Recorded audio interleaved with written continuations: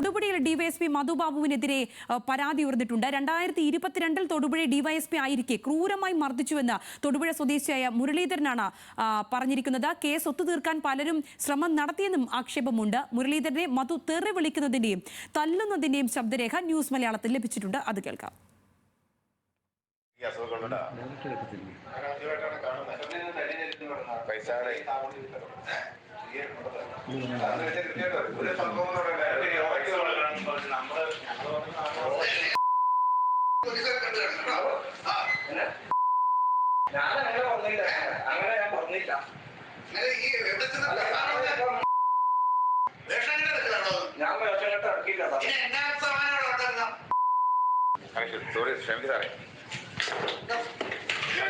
ഒന്ന് പുള്ളി കഷ്ടപ്പെടാറേ പുള്ളി കഷ്ടപ്പെടാം ക്ഷമിക്കാറേ.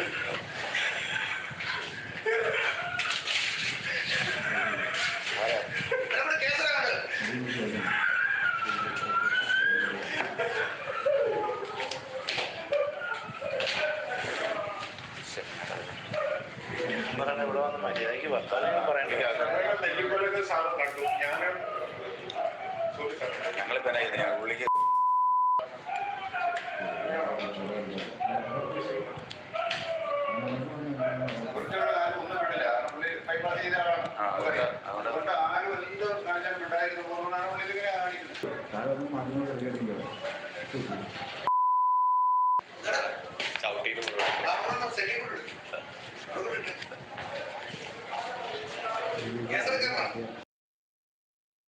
എന്നാൽ പരാതി നൽകിയിട്ടും ഇടപെടൽ ഉണ്ടായില്ലെന്ന് മുരളീധരൻ ന്യൂസ് മലയാളത്തോട് പറഞ്ഞു. അതുകൂടി കേൾക്കാം. തെറിയെന്ന് പറഞ്ഞാൽ നമുക്ക് കേൾക്കാൻ പാടില്ലാത്ത അസഭ്യ വാക്കുകൾ കൊണ്ട് ചൊരിഞ്ഞ് എൻ്റെ നെഞ്ചിലേക്ക് അദ്ദേഹത്തിൻ്റെ വയർലെസ് ഫോൺ വെച്ച് നെഞ്ചിനെറിയുകയും ഞാൻ കസേരയിലിരിക്കുകയായിരുന്നു. ആ കസേര സഹിതം ഞാൻ മറിഞ്ഞു വീഴുകയും എന്നെ ഇദ്ദേഹം പറഞ്ഞ് അവനെ പിടിച്ചേൽപ്പിക്കുന്നെന്നും പറഞ്ഞ് 2 പോലീസ് ഉദ്യോഗസ്ഥരും എൻ്റെ കൂടെ ഉണ്ടായിരുന്ന സന്തോഷ് എന്ന വ്യക്തിയും എനിക്ക് ഞാൻ ഹൃദയ സംബന്ധമായിട്ട് ഓപ്പറേഷൻ നടത്തിയ ആളാണ് സാറേ, തല്ലല്ലേ എന്ന് പറഞ്ഞ് അവൻ വളരെ ഒച്ചത്തിൽ പറയുകയും ഇതൊന്നും വകവെക്കാതെ പുള്ളി വീണ്ടും ഞാൻ കസേരയിലേറ്റിരുന്നു. അപ്പോഴത്തേക്കും വീണ്ടും ഇദ്ദേഹം നെഞ്ചിന് ഷൂ ഇട്ട് ചവിട്ടിയതോടുകൂടി അപ്പുറം 2 സൈഡിലും കസേര സഹിതം ഞാനങ്ങ് മറിഞ്ഞു വീണു. വിവരങ്ങളുമായി ഇടുക്കിയിൽ നിന്ന് ആൽവിൻ തോമസ് ചേരുന്നുണ്ട്. ആൽവിൻ, നമ്മൾ അല്പം മുമ്പ് കേട്ടത് പത്തനംതിട്ടയിൽ നിന്നും ഒരു ഡിവൈഎഫ്ഐ പ്രവർത്തകൻ പറയുന്ന കാര്യമാണെങ്കിൽ ഇപ്പോൾ മുരളീധരൻ എന്ന് പറയുന്ന തൊടുപുഴ സ്വദേശിയുടെ കാര്യങ്ങളാണ് ഇപ്പോൾ നമ്മൾ കേട്ടത്. രണ്ടും ഒരേ ആൾക്കെതിരെ ഉന്നയിച്ചിരിക്കുന്ന 2 കാലയളവിലെ കാര്യങ്ങളാണ്, 2 പരാതികളാണ് പറഞ്ഞിരിക്കുന്നത്. ഈ മുരളീധരന്റെ വിഷയത്തിലേക്ക് വരികയാണെങ്കിൽ മുരളീധരന്റെ പശ്ചാത്തലം എന്താണ്? മുരളീധരൻ എന്ത് പരാതിയുമായി ചെന്നപ്പോഴാണ് ഇത്ര ക്രൂരമായിട്ടുള്ള കാര്യങ്ങൾ നേരിട്ടത്? ഈ ഡിവൈഎസ്പി ഇങ്ങനെ വളരാൻ അനുവദിക്കുന്നത് ആരാണ്? സംഗീത, 2022 ഡിസംബർ 12-ാം തീയതിയാണ് ഈ സംഭവം, കേസിനാസ്പദമായ സംഭവം നടക്കുന്നത്. അദ്ദേഹം SNDP താലൂക്ക് യൂണിയനിലെ ചില പ്രാദേശിക സാമ്പത്തിക വിഷയവുമായി ബന്ധപ്പെട്ടുള്ള ചില തർക്കങ്ങളുണ്ടായിരുന്നു. വാട്സപ്പിൽ മെസ്സേജ് ചെയ്തതുമായി ബന്ധപ്പെട്ട ചില തർക്കങ്ങളുണ്ടായിരുന്നു. അതിനായി വിളിച്ചു വരുത്തിയതാണ് ഈ മുരളീധരനൊപ്പം ഉണ്ടായിരുന്ന ആളുകളെയും.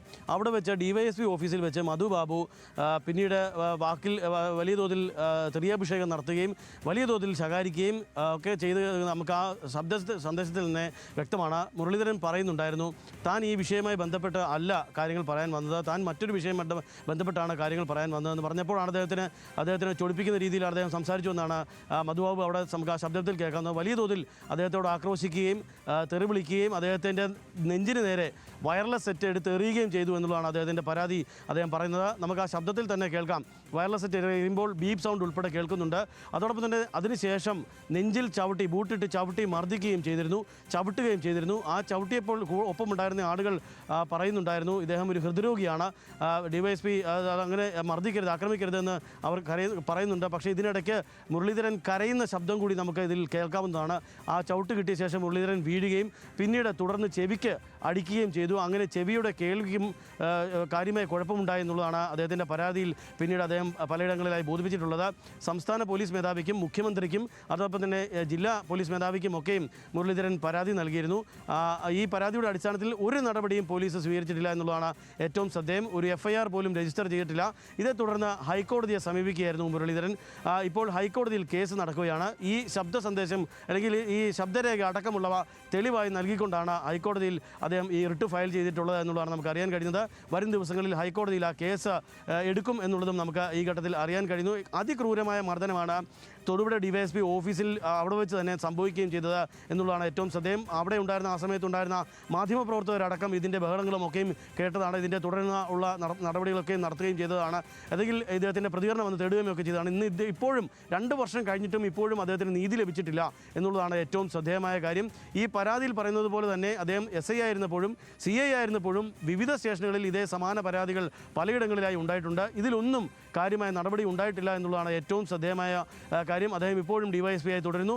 ഇത്തരം ഇടിയൻ പോലീസിനെ ഇപ്പോഴും കേരളത്തിൽ ഉണ്ട് എന്നുള്ളതാണ് ഏറ്റവും ശ്രദ്ധേയമായ കാര്യം.